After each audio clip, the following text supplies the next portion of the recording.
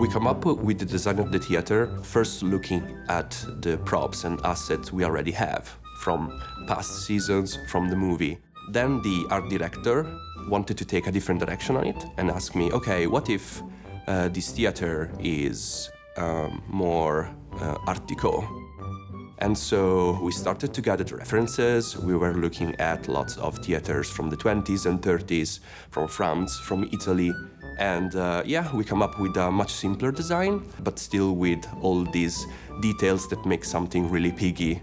My name is TURE EKROOS. I was the art director on Piggy Theater 3. When helping to design the theater, I looked at references of old theaters and then trying to interpret that as something that the Pigs would have built. So it's a bit wonky, it's a bit poorly made, but they tried their best.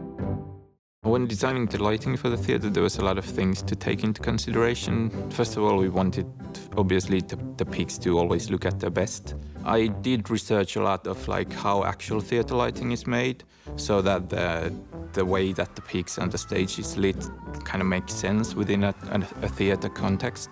I had to think about how much fill light do we need, why is how soft is the key light, do we need a rim light on the sides to help them stand out from the background, why is the color temperature of the light. We went for this a bit of warmer key light, so that it has this warmer, more nice feel to it that goes well with the vintage inspired design for the theater.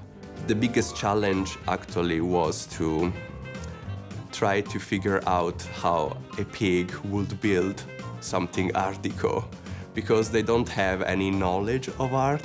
So it's it's a casuality that they come up with something that looks Art Deco. There are many details in the theater that you don't happen to see ever in the episodes. In particular, there is this main door. TURE actually did a really, really good design for it. We ended up making an amazing concept, but that has never been rendered. The fun thing about the Piggy world is the complete randomness of it. So you can basically do whatever you want, and whatever crazy idea you have is never enough.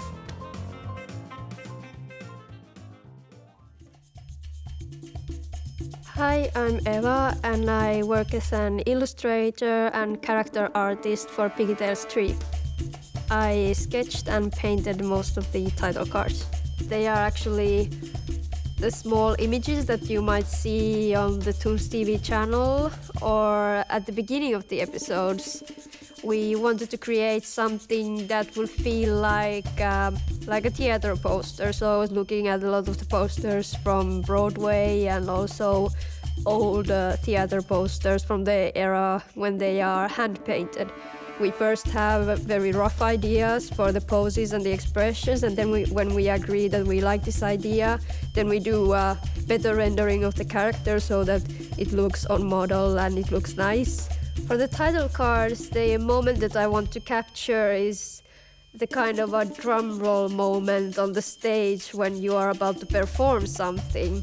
It's cool in a kind of a level that you cannot do with just an individual work. I think it's really great.